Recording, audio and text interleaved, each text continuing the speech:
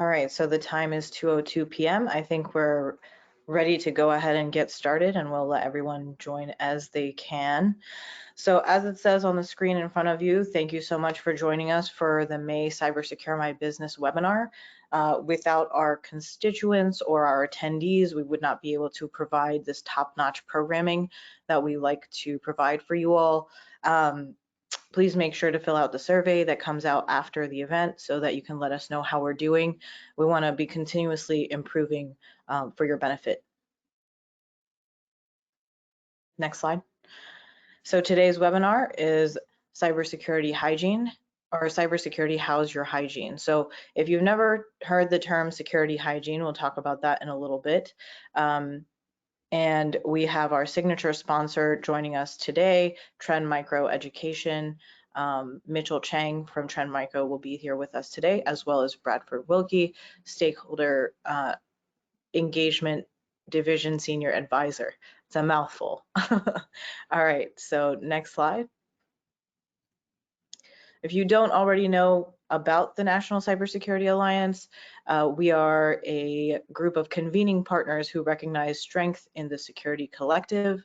We believe in educating individuals and organizations on cybersecurity best practices and amplifying collective efforts to increase cybersecurity awareness. So if you're not already following us on our social media handles, please do so. As you can see on this page, our Twitter handle is @StaySafeOnline. Our website is StaySafeOnline.org, where you can find tons of resources. On LinkedIn and Facebook, we are also @StaySafeOnline, and you can find a lot of our programming, stay up to date with our events and our content as well. So to tell you a little bit more about Cybersecure My Business, for those of you who don't know me, my name is Zarmina Wasim. I am the Director of Cybersecurity Education at NCSA. Very happy to be here. And Cybersecure My Business has lots of sponsorship opportunities available.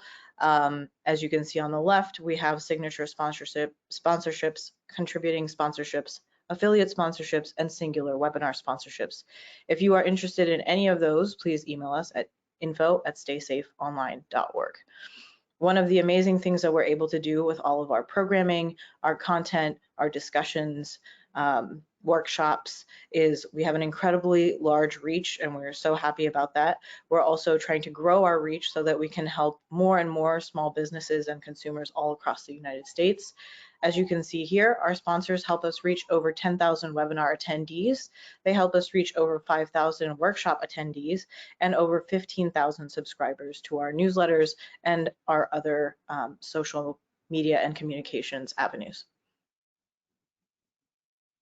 So today, as I mentioned, we'll be talking about cybersecurity hygiene. One of the reasons this topic is so important, as many of you may have heard yesterday and in the past few days, the Colonial Pipeline disaster, the ransomware disaster. So those are things that we see in the headlines. Those are things that are in the spotlight, but behind the scenes, we always know that security is important.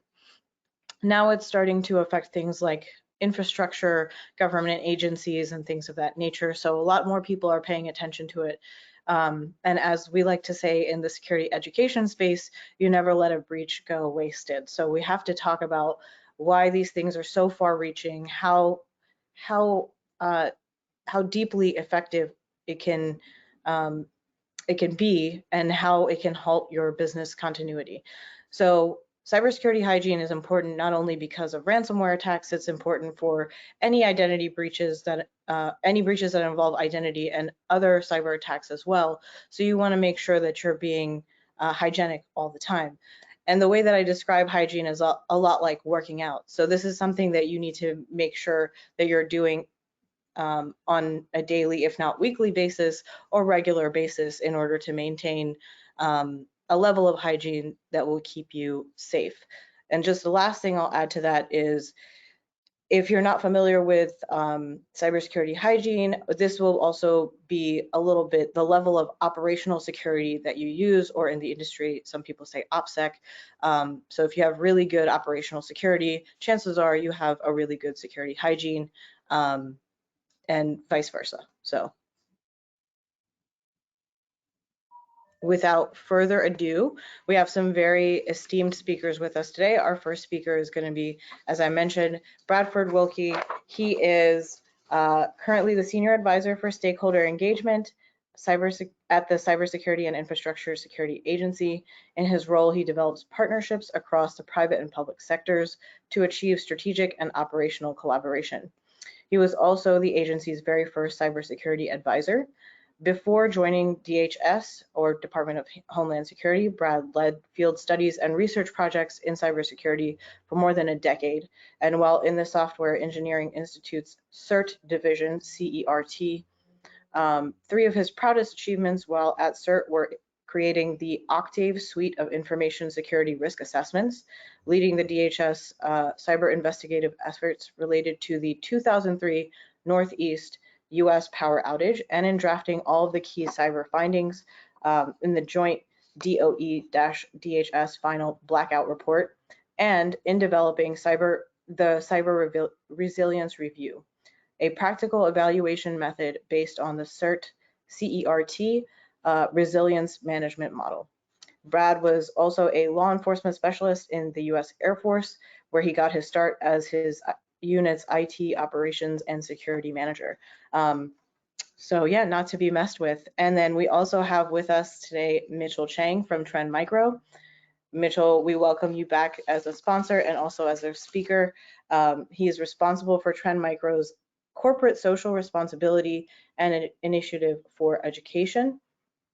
He brings his passion to make the digital world safer, along with decades of technology industry leadership experience to the education outreach programs. Mitchel has been with Trend Micro since 2003, serving 12 years as Senior Vice President of Global Technical Support. As part of the executive team, he is responsible for all customer support functions, developing an internationally recognized and award-winning support team. Mitchel is actively engaged with three of Trend Micro's major education outreach programs. One is for internet safety for home and small businesses, and one is for internet safety for kids and families, and one is for cybersecurity education for universities. He has also served on various national and community education advisory boards. So as you can see, guys, we have with us some forces to be reckoned with today. They have tons of relevant experience to all of the advice they'll be giving you. So I will go ahead and hand it off to Brad. Hey, thanks, Armin. I felt like you gave us really nice, warm introductions, but like ransomware, you were held hostage to our bio sketches there, so thanks for that. My name is Bradford Willke. I am from the U.S. Cyber and Infrastructure Security Agency, or CISA. If you're not familiar with CISA, that's okay. We're about a two and a half year old federal agency that is really charged with being on point for cybersecurity response, coordination, and even preparedness.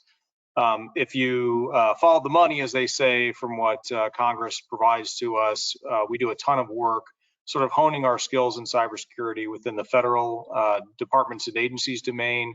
So, think of large departments like Department of Transportation, Energy, and others, all the way down to small agencies. There are lots of commissions, councils, and other agencies that have their own operating environment. So that means that we can see eye to eye here in a conversation like this on cyber hygiene. You might think federal government's got this all knitted up, no problems on our cybersecurity posture because we've got the bankroll. But honestly, because of the scale of operations we face, because of the craftiness and the elusiveness of some of the actors out there, we find it, just as daunting to face, how we actually achieve resilience. So we have a large role in federal cybersecurity, but we have really great roles and strengths and expertise in things like supply chain security, security convergence, looking at, and I think we'll talk about that a little bit today, the convergence idea of, what do you do with the workforce that isn't necessarily classically trained and educated and skilled as a cybersecurity workforce with that talent, but how do you partner up? How do you get a security culture and a mindset? How do you approach things in terms of that basic cyber hygiene? And quite frankly, I think a lot of things that Mitchel and I are going to talk about, you can take back into, the quasi life-work balance environment that you're in now anyway. As you can tell, the picture that I provided was my pre-COVID picture, and this is my post-COVID. So somehow, both the business environment is now in the home, as you see me sitting here, and I think we saw Zarmina's apartment or home as well. But like, my point is that so many things are blurring, and I think the relationship between the classic business leadership workforce and the IT and security folks who have been sort of separated by process and jargon, technology domains versus sort of business domains. I think all that's coming to a head. So we need to talk about that as well, or we're not going to make a lot of progress here. I won't ignore your questions, so please put those in the chat. You already have one out for the audience here, which is, share the resources that you find as your go-to lifelines, your phone a friend ideas. So if you're a small business out there, if you're IT supporting a small business, where do you turn to? National Cybersecurity Alliance here has great, Cybersecure My Small Business, Stay Safe Online resources. My good friend Calvin Coleman here is the executive director, talks about those resources on just about every webinar, so I won't regale you with everything that the NCA has available, but there are almost too many places to start or to find resources. My point is, go find one, attach to one, drill into them the questions that allow you to take that hygiene into practice. I think we'll talk about that a little bit. Zarmina talked out and she kind of held out the idea of hygiene. So I want to kind of frame that for you here up front, right? Hygiene is the basic sort of due diligence that we're going to apply. So whether you're talking about sort of like physical hygiene, you brush and floss, you wash your hands, soap and water, warm water for 20 seconds. There's the what you do, right, to achieve that hygiene. There's the why you do it. We need to talk a little bit about that. And then there's a timing for all this too, right? There's the business day cadence, which is no longer really 9 to 5. It's with technology, businesses are always on, just like home technology is always present to the adversary. And so we need to talk about that, because if you listen to your mom and dad and they were talking about wash your hands, generally it was in context of wash them before dinner because you've been, out in the big bad bug infested world for leading up to that. If you're brushing your teeth and whatever, it was probably after, meals, snacks, sugary foods before bedtime. So there's a timing to what we do in cyber hygiene. There's also the what we do fundamentally do as well. We can go to the next slide. I don't know if I'm controlling this, but I'll pretend that somebody else is driving this. I like to say that your success depends on cyber readiness. Both depend on you. And so that means that we really, have to cooperate on this. And I don't just mean government, industry, small business with large business. That's true. I think there is cooperation, there's mutual assistance, there's certainly advisement that you can get free and for pay out of business relationships, and certainly with the government. We hope you look at us as a resource too. But I think the cooperation I would talk about in the first element of cyber hygiene is really talking about what happens within the four walls and the ceiling of your small business. And that is to acknowledge that threats, and cyber threats specifically, are just another hazard area that you have to do some business planning around. So, we've seen hacking for decades. We've seen denial of service attack disruptions going back to the early 2000s. We saw significant damage that comes from power outages, not being prepared necessarily with continuity of having the information available that is going to drive your business through recovery. We've seen thefts from pension and retirement accounts, right? The classical sort of bad guys go after your IT system because it holds money and is transactional. We've seen loss and leaching of intellectual property, of PII, personal identifiable information or business sensitive information. And now we're seeing the rise in specter of ransomware attack. Just Zarmina said just yesterday and the day before on the Colonial Pipeline.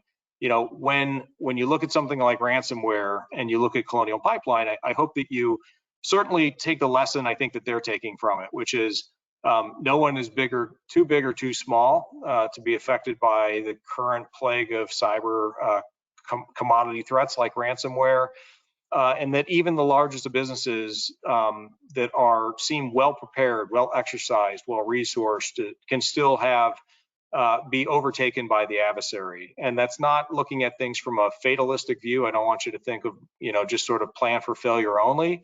But I think realistically, we have to be talking about resilience, which is how do I manage the event? How do I minimize and contain the issues? I think what the public statements that you see from Colonial is that they minimized the attack, but they had to take certain systems that produced and moved that refined petroleum from the Gulf states through the Carolinas up through the eastern seaboard and New York. And what they basically said was, for flying blind, if you're driving a car and you find no sensors telling you your speed, that you're out of lane. Of course, you're out of lane visually, but pretend that you've got sensors that tell you about the engine conditions, which you do, and your speed and everything else, your tachometer. And if those things are taken away from you, you're probably not going to want to operate that vehicle. And I think that's the kind of situation that Colonial was faced with. Is ransomware hung up some systems. They did not feel comfortable and safe executing that kind of transport of that kind of product, and so they safely shut down, kind of looked around and felt, and now feel comfortable restoring those systems. Still significant disruption. My point is that looking at cyber hygiene also means that hygiene and any sort of cybersecurity performance has a relationship to the tried and true business operations. So you got to think about this in terms of, I prepare for fires and floods. I prepare maybe for theft. I prepare for accident to happen. I prepare for business issues that are insurable, and that I have to have a game plan for. And cybersecurity is no different. You've very carefully chosen the location your small business exists at, virtually and physically, the business partners you have, the service providers, your bank, your customers, your marketing, your workforce. You've invested so much time into that business planning element. You need to bring cybersecurity along with it. Let's go on to the next slide and talk about how we can accomplish some of this.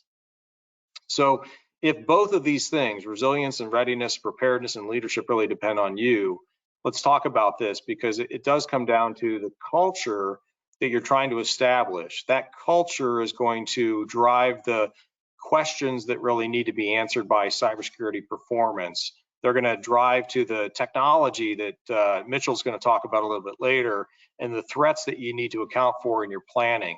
They're going to drive to activities that you see your workforce, whether it's IT or end users, your staff, your business partners. It's going to drive to processes and procedures to overlay that, so you can actually respond as intended to things that are thrown at you, whether that's somebody locked out of their account because they put in their password wrong 3 times and it's just user error, all the way to cyber attack. You need to be able to gameplay situations that you depend on to have high availability IT systems to support your business operations. So what we're talking about is establishing a culture which is really conversational. It's led by you at the top as an executive of your small business, a manager within your small business. You're setting priorities, you're establishing expectations of normal behavior, you're directing financial investment. Even if that's just time to sit around and talk about how would we react and organize and coordinate with our third-party vendor, or maybe our solution provider, or maybe our payment provider under ransomware. It's devoting time, even if you don't have the dollars to invest in this. And it's achieving then the activities and the decisions that you would like to happen when you're under crunch time, that you don't have all the luxury of really looking, and doing that planning when there's a fire to be fought. So we'd like to say that the culture is going to drive interest, the interest is going to drive the right questions, the questions drive that financial or time investment and the right activities to be performed. And hopefully you get net resilience after all of that. And that's basically the lather, rinse, repeat of all of this cyber hygiene stuff. Is start with the conversation about what you want to achieve, how you think things will break and be fixed. Think about the roles and responsibilities need to be assigned.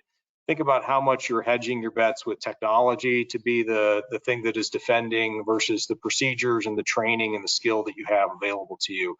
And again, don't be afraid to admit that you don't have all the things figured out, whether that's how to exercise yourself to put yourself under stress, or all the technology solutions. That's, you know, that's why there's an industry of vendors out there, but that's also why you have local government more conversant in cybersecurity issues, trying to bring resources to bear. It's why law enforcement's more conversant when you are a victim of crime and they can call you and kind of advise you about not only the law enforcement angle of things, but also the response and the mitigations. It's why we exist as an agency, to help you with those coaching on the front end of best practices, and then the sort of incident response playbooks to look around, have confidence with your restoration, your recovery. We'll go to the next slide, talk a little bit deeper about some of the things we can do. You're going to see that at the end of this, I'm going to reveal that, you know, all of what I say is summed up in a toolkit with questions, leadership practices, IT best practices that point to technology, process, skill building, exercise and training and planning that you can do. And it's basically around these 6 pillared elements. You know, thinking about yourself and your role, driving critical questions. You know, how long will it take for us to recover if we have a failure in the financial payments area of our business operations? What if we cannot get to our tax records through a third party because of some outage that they have, and it's the middle of filing or quarterly estimates that you have to do? What if we stopped be able to take payments from, you know, customers that show up online or in shop? You know, how do we actually deal with some of these things? What happens if our systems are ransomware? So driving sort of the attention to it, leading and identifying what you think the business success and the planning should be, really starts with you taking the lead as a leader, and being authentic, being, you know, interested and engaged. And that's going to lead to these other areas, you know, devoting time to understand the digital workplace that you have. I'd like to say the raw materials that you charge into production to actually deliver, you know, IT services that deliver business services and operations. And within those surroundings, you're going to find your systems and data. You're going to find the staffing element. You're going to find your crisis response plans.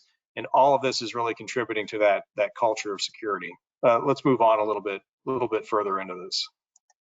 So, right, leaders really set the tempo for this. I know that your staff is the one that marches out and, you know, is taking direction, but the what of needs to be accomplished, the goals, the success criteria, the measures, the expectations, the requirements that IT is going to meet the business challenges with as solutions, that really is set by leadership having conversations about the what of what needs to be performed. And I think IT and the workforce are always trying to figure out how to, right, the day-to-day implementation of that strategic intent. I know that sounds lofty, it sounds like business planning. It's really no different than other areas of business operations. Cybersecurity is a, you know, form follows function type of environment. You know, take incident response as an example of that.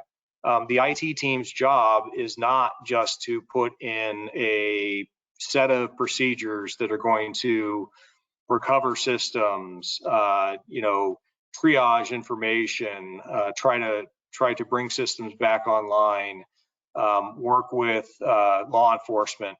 They've got to take some direction about what they're planning for, how to engage leaders during the moments of an incident starts to unfold, and how users who are really on the front lines, meaning they're the ones touching the IT systems, working with vendors, executing the will of the business and the business operations, and they're most likely to be on the front line of seeing something that looks abnormal, right? Seeing the system locked by ransomware, seeing missing information, seeing unavailable information. Finding an account that doesn't look right, or, you know, isn't in the same condition that they left their last account when they were left for the last weekend. And so they, you know, users and leaders really need to know how they're feeding information and triggering the work of that IT security staff to actually go through its reporting, its response, and recovery. And I think without that conversation of who's doing what, you know, and at what point in time, you've got half a solution for incident response. So cybersecurity takes, you know, leaders, managers, workers, technologists, and cooperation coordination. All parties need to be knowing what planning for failure looks like, what planning for success looks like, how they participate, what their roles and assigned actions are going to be, really who does what when. And sometimes this is, who stays on the sidelines. So like, how do you notify your staff that you potentially have a compromise in your systems and it's not a trustworthy environment? I think that's what Colonial was facing too, is what do we tell all the transmission operators? What do we tell all the people across 14 states throughout the United States of what not to do as much as what to do and what's going on with this situation? And even as a small business, as dispersed as we are under COVID, under digital transformation, under virtualized work, you need to think about how you're going to use outside bands to communicate with folks, and actually affect that response that you want to see. So my point is, this isn't all about IT security controls. You didn't hear me say application security and whitelisting. You didn't hear me say it's all vested in antivirus and great tools, firewalls, and it's not all AI and machine learning. This is a very human process, and I think for small businesses, it's essentially a human process that allows for that resilience to happen, and it takes that cooperation across different roles. Let's talk a little bit more about what's in the, what do we mean by cyber essentials? So certainly the leadership perspective I mentioned, adapting your approach to different industries and different types, defining the roles, as I mentioned, and sorry, let's go on one more. I think, again, let's put that now into context. So if we look at the leadership driven starting point for security, right, which is being able to talk about business goals and objectives in a way in which IT can convert those into satisfying those requirements and objectives, putting out enough technical guidance without all the jargon so that users can understand what the rules of the road are, what the do's and don'ts of online behavior are, bringing your own device in, taking your own device home, what's permissible when they travel and take business technology, what is the right thing to do to sort of separate out business functions across IT. A lot of places, there's a lot of resources linked to this, and I think Mitchel and I are going to take your questions about where we would start if we were in a small business, given the context you're going to throw at us. But there's a lot of resources out there. National Cybersecurity Alliance has resources that'll get you started in planning in these areas. The Global Cyber Alliance is a good partner of ours. It has a small business toolkit. The Cyber Readiness Institute has a great toolkit for small businesses. CISA's got our own essentials, our own one that sort of stitches across a lot of tools that are out there. But there's really no bad place to start kind of into this area of achieving hygiene and readiness. Let's go on to next slide, please. So, we could have talked about Microsoft vulnerabilities exploited by China. We could have talked about a little bit further about SolarWinds and the Russians hacking into, do surveillance and foreign espionage, if you will. Omnipresent, I think, in the news is whether it's a school district, dental office, a 911 operations center, or Colonial Pipeline, or healthcare these days. It feels like ransomware is that commodity threat that is so commonplace that you can't escape it in a news cycle. 24 hours news cycle, you probably see it 3 or 4 times. And so, if you think about that against the hygiene element, one, not saying that if the best of all plans is sort of laid out there, best laid plans of mice and men is all that we have against ransomware, but I think there are ways to get your hands around ransomware, not just by planning for what happens when, if you're the victim of ransomware, but going back to that relationship between leaders, technologists, and users, and making sure there's a conversation about being very skeptical about that email that comes in that wants you to take action by clicking a link, opening a PDF, especially if it's unsolicited and just sort of sitting in your inbox. I think you've been told and taught to be skeptics about people that approach you with something that's too good to be true, or so fast moving that you want to abandon your business rules and sort of throw those out the window and just transfer money in a certain way or share information over email, which is never the way you would have done it in day to day, but they're asking for something now. They're asking for you to click on a web link, submit information, open a PDF. And so I think, just being skeptical, as generally people are, thinking about that trust condition, that, if the skepticism's there and the hair's raised on the back of your neck and you doesn't look or smell right, probably isn't. And it's probably best to take the 5 minutes to pick up the phone, see if that person really intended to send you that email, want you to really follow that link, open that attachment. At DHS, we're doing a lot. The new secretary came in, Secretary Mayorkas, and he said, we're going to sprint. We're going to sprint until we're out of breath. We're going to sprint at this idea for the next 60 days and make sure that we can, get all of the, get America working towards the same common goal of rooting out ransomware, making it more difficult for the threat actors, making it more resilient practices being available for small businesses, making our own federal government agencies more resistant and better prepared, better coordinated. There's a ton of things, again, in the Essentials Toolkit that you can look at. I would suggest that, again, you look at the business planning around data and systems, look around things like how you actually establish permissions in your environment, talk to your IT providers about the backups that you have, the identity controls that you have, username, password, those kind of things, accounts. And also talk about, restoration in terms of not just what can be restored, but the timeline, the accuracy, the integrity. Ransomware is one of those that calls out a lot of good business impact analysis or basic continuity of operations planning kind of ideas. One of those being, if you had ransomware affect your systems today, when was your last backup, and what's the space of the gap of good information that is not available to you because it's now been taken over by ransomware. If you don't pay the ransom, you may not get back the data that was lost between the time you had backups and the time you have today. If you do pay it, can you trust the integrity? And I think something, also to acknowledge is that, ransomware comes with a couple different dimensions these days. It's certainly the fear that you can't get your business operations back up, that your systems are being held hostage.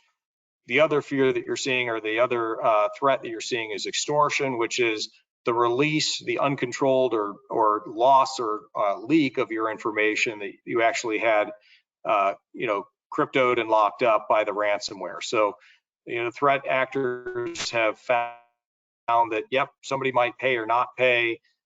They may be more encouraged to pay the ransom to get their systems back if they also know that a copy was stolen before it was locked up and is going to be shared with all of your business partners, your accreditation agency if you're regulated in a regulated industry, just sort of holding out there for expose everything about your business. So there's a bit of extortionware at the end of ransomware these days. Let's go on to the next slide. I think there's some very fundamental things we can talk about here. First things to do, first principles on the next slide, which is called booting up, the first things to do. I know these look overly simplistic, like backing up and patch management. I think, we've held out there for a couple decades as technologists that something north of 90% of all breaches would have been mitigated had the patch just been applied to the vulnerability, or the software been as up to date as possible. Backups allow us to really have some certainty that we're gonna stand back up with the right data, the accounts, the system configuration that we expect. But unfortunately, backing up these days after ransomware means that we look around and actually patch the systems that may have led to the vulnerability, led to the compromise. The real one I would hold out for you is multi-factor authentication. And the real reason it's part of this doing things first is it's so easy to flip on and yet so hard. I mean, it sounds so simple to flip on, and yet the two-factor or multi-factor authentication we're talking about is not always within the four walls and the ceiling of your small business.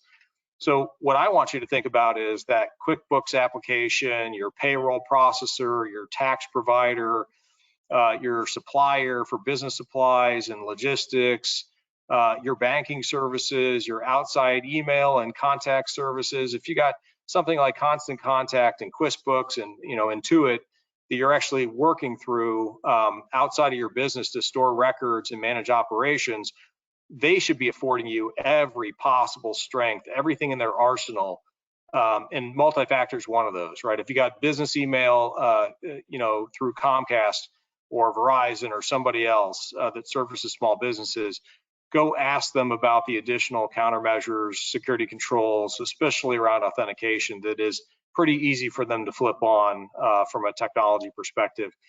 The point is here, really we need to abandon the reusable password. It is much, much past its prime. It's like that thing that is in the back of the fridge you should have thrown out a couple weeks ago. It just needs to be done away with. You need to move on to a better way in which to maintain authorization, authentication, and identity. We'll go to one last slide. I'll turn over to my friend Mitchel Chang. He's going to talk about some of the more deeply on the threat landscape, and I think get us into the practical so we can have a conversation about how business conversations are met with IT solutions. But I would just remind you that we've got a place for you to start if you are struggling with a lot of good information, or maybe only the wave tops of what it takes to get started. Start to think about hygiene.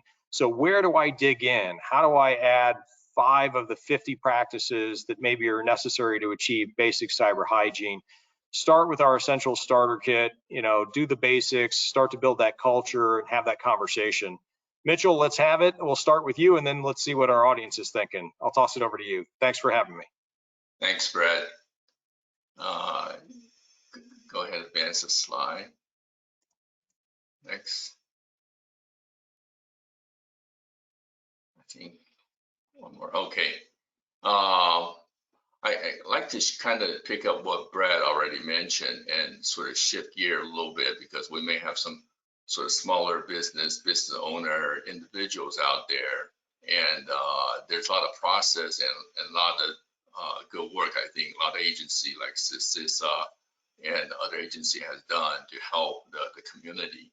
And one thing I do want to say about the threat, the cyber threats, is every analogy that we make is there's the equivalent of a physical world threats. And like you're protecting your home, your house, how you lock things up, and there's a lot of commonality, but only one exception is internet. Everything's faster. People from overseas, from Europe, from Asia, the perpetrator or hackers, they can get to your system, in a flash of seconds. Versus, if you have physical security, that only people in your neighborhood can come rob your house or your home. And so there's a lot of update. I think this unfortunate event with Colonial Pipeline happened kind of timely for our discussion today. It's an unfortunate event, but it's just kind of show you how powerful these things could be, can start impacting our infrastructure. Ransomware itself started I would say about 5 years ago or so, when I first heard more about ransomware. Initially, the hackers just tried to lock up individuals' computer, and they will give you a price. You had to pay some kind of ransom in Bitcoin, and usually there's no safeguard that even you pay the ransom, you will get your data back, right? So that, I think that's where Brad suggested, back up frequently your critical data is quite important. And also ransomware, what they do is they use encryption methodology to encrypt your disk, so you cannot access without what we call a key, a private key to the encryption.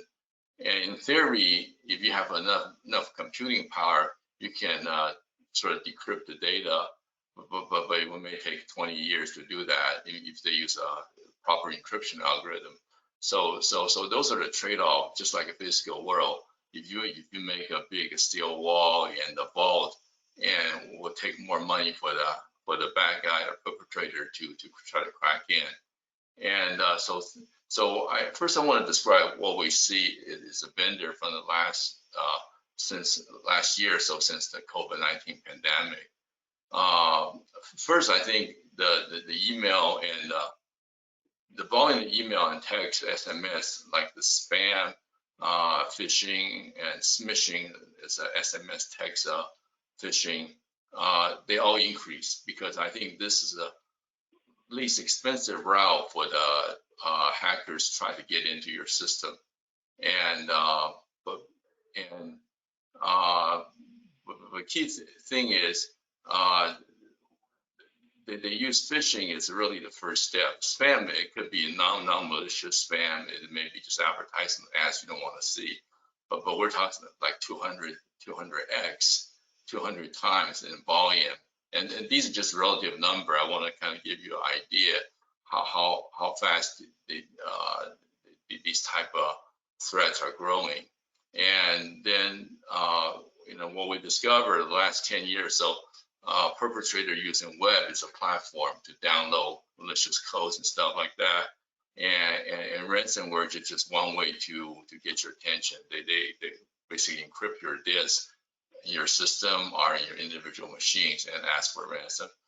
But 90% of these threats, as we see continually, start from phishing email. Phishing meaning they try to disguise like your bank or your credit card company asks you to click download something. And usually when you start clicking things inadvertently, are tricked by these spoofy emails, that's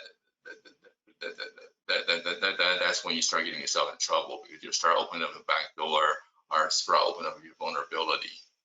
And also since the pandemic, which before the pandemic, the enterprise, large corporation already kind of go into this rule on go beyond traditional perimeter defense. In old days, we have a secure firewall. Everybody go into an organization, work behind the firewall, and you're protected by layered defense.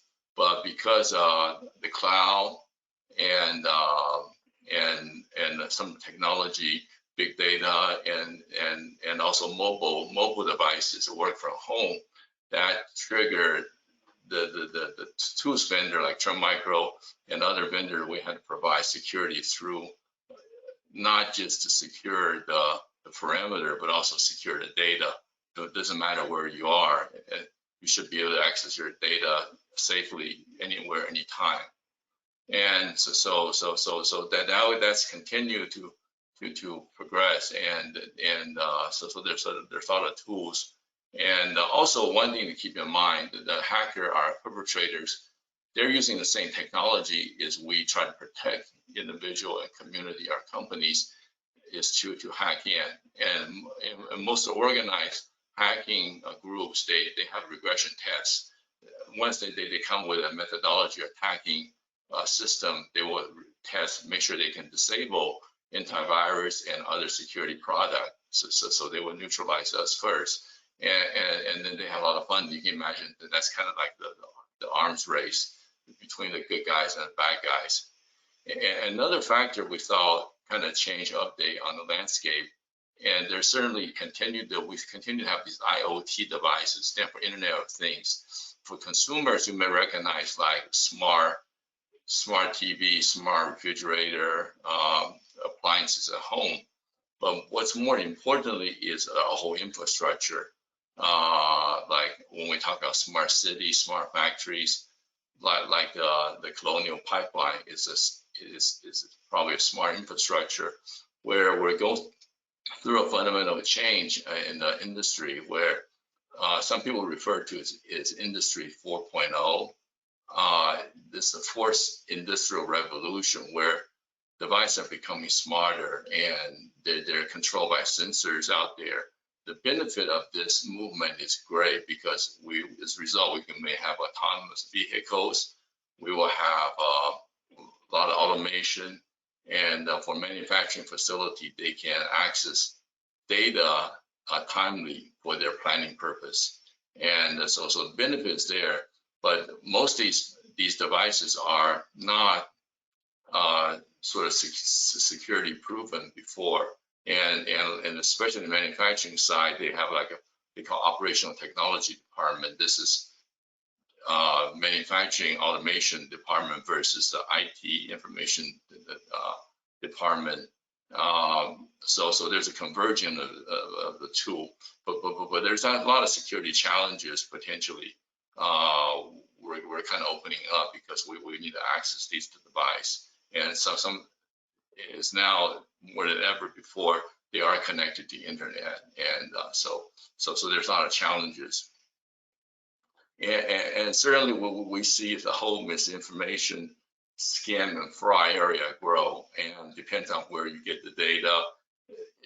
We're talking potentially tens of billions dollar range, and just even report a lawsuit report to an organization like FTC and FBI are in the billions range now. And the key things we know that criminal organizations continue to grow. They are well funded, they're organized, and there's even like toolkit they can sell it to hackers that help you to hack in the computer. So we'll continue to see these kind of growth. And more importantly, I do want to mention this social channel, because with all these technology, if the human factor is not controlled, in other words, you click on phishing email all the time, doesn't matter what tools you have, you're going to open up a back door and make yourself vulnerable. And I think with this Colonial Pipeline incident, it will be a while before the publicly information available how that attack actually got in. But most likely, like we see most sophisticated ransomware, because ransomware cases last few years it's been an increase, not so much on the number of cases, but the ransom dollar value. So instead of ransoming the individual computer, they're ransoming the whole infrastructure now, right? And so there's a lot of money at stake. If you look at my IoT side, anything that's smart factory, hospital automation, all these things are critical to our community and society, and we cannot take any risks on that. So I think as a small business, our home user, our individual users, the audience here, you need help. And the best analogy I can make is just like a car. Our current, I think we're going through also another migration from engine cars to electric cars. But if we think about engine car, if you don't fix your own car, you're not a mechanic. You still have some awareness when you do need to go to take it to maintenance, gets a maintenance schedule, oil change and tire changes. But you got to find a good mechanic. So if you're a very small business owner, you don't really have time for this. Most importantly, remember, you got to find somebody that's knowledgeable, an IT consultant or system integrator who can help you. Or if you're a small business, you'd like to, do hands-on computing work, that's fine. You set up your router and devices at home. Next slide, please. If I can just jump in for a second, I want to make sure that we do get to some of the questions. Just giving you a time check, it is 2:50. Okay. So I think Brad already covered a lot of these things. I will go through them rather quickly. So I have a list of things, just a reminder. If you use a password or for password management tool, make sure you use a strong password. And this multi-factor authentication thing, a lot of people don't realize we're kind of get into this already. It's just a simple way to say multiple way to log in. Like you set up a Google account today, or your bank account portal, they ask you for like an alternate way. And then in addition to typing a password, they will send you a code or something to your mobile device. Then you can enter in the code. So it requires 2 things or 3 things to log in to a system. And nowadays we are like some of the more critical infrastructure. You may have biometric. So you got to type in a password plus you're giving your fingerprint or your facial scan. So that's really a good practice. So for all your account, like your Facebook, always try to use a multi-factor, turn on additional security layer, because people can easily get in, either hack your password or try to use your identity to log in as you, but they're not really you. Okay, and there's a lot of device, and when you do backup cloud security, there's also security setting you have to be aware of it, and especially a lot of devices at home, like the routers and things like that. When you set it up, make sure you go through the security menu if you do it yourself to make sure you don't just leave the default password like ADIM for Wi-Fi router in a place. And there's a lot of potential fake websites, and the tools today provided by the vendor is real time. The website, the malicious website, don't stay malicious all the time. They may convert from malicious to non-malicious within seconds, within minutes. Next slide, please. And certainly there's a lot of vulnerability the software vendor discovers. So always upgrade your OS timely and install patches timely. That's really important. And since we're getting to the social aspect of cybersecurity hygiene, it's really important you protect your identity. And so, because some of the way to attack, like the business email compromise, they try to pretend somebody like you're close to, like if you're CEO, maybe it's email from your CFO, but that's not really from the CFO. So they try to trick you, and but more information you post, like your family, if somebody have like a family birthday party, post everything on the Facebook with a full name and where they're from. You're just asking for opportunity for the hackers to get in, and also in like your professional relationship posting in a company. I think try to minimize those, or try to only post in a private area. And certainly using a reputable security tool is a recommendation. And I think Brad mentioned you have a clear defense strategy. If you're a small business, maybe your defense strategy is between you and your IT consultant, that you can decide, you don't have a big organization to work with. And particularly watch out for phishing, and think and assess before you click. That's the ultimate recommendation. Next slide, please. Okay, there's a lot of free tools out there, and just two examples. We provide a set of free tools for detecting scan data. We do have a cloud scanner that you can actually try to recover your machine from, because once the hacker get into your machine under attack, it will disable your antivirus. So we have made a tool purposely for that. And also there's education.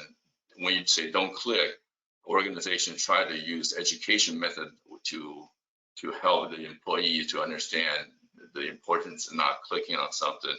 And so there's like a mock simulation tool we call Fish Insight. So there's a lot of tools like this, just example from Trend Micro. So with that, I'd like to give the floor back to Zarmina. Thanks so much, Mitchell. Thank you both for your expertise and time. And I just want to reiterate to everyone who was attending that we will be able to send out these free tools and resources. We'll be linking the Cyber Essentials Toolkit and Trend Micro's tools for you when we email you after the fact. So just so we can make sure we get to some of these questions, let's see, we have one that says, if you could give someone one piece of advice for hygiene, what would it be? I think I can guess, but go ahead. Either of you. For me, Go ahead, don't click easily on anything that come to you. There's a lot of scams out there today.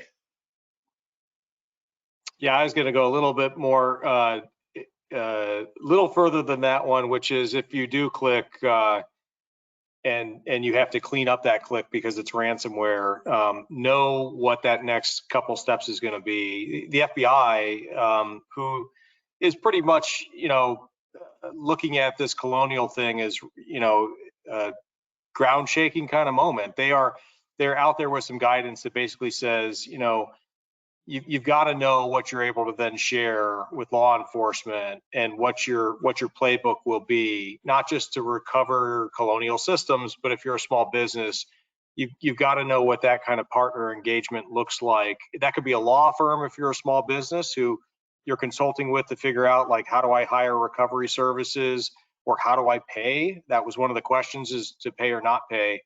But I think law enforcement has some really not obvious, but they have some held out questions for you that you should be able to answer, even as a small business, that would allow them to come in and efficiently work with you if you are the victim of ransomware, phishing scheme, fraud scheme, intellectual property theft.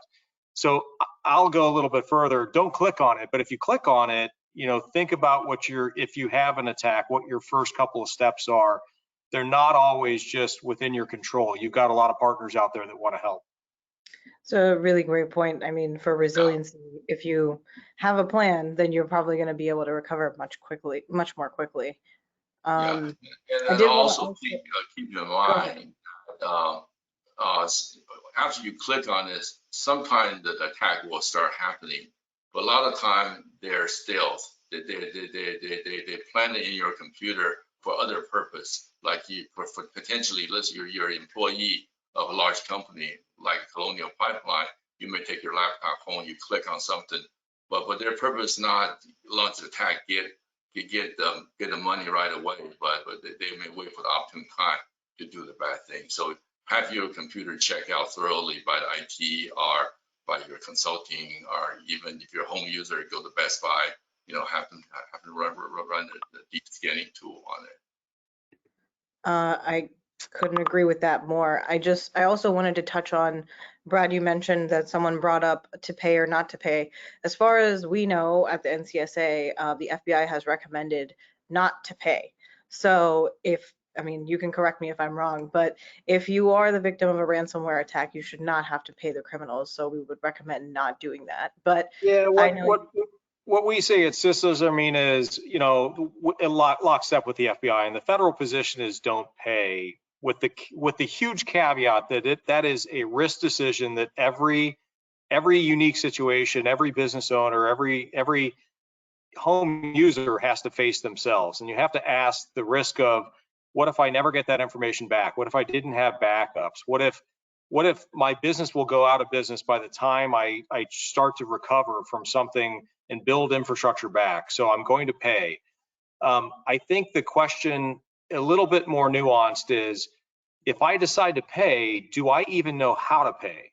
Am I familiar with cryptocurrency and Bitcoin brokers, and do I even have the ability to move funds from one physical bank to a digital wallet to actually pay the bad guys? So, your risk decision, your decision. The reason we say not to pay, it's pretty fundamental.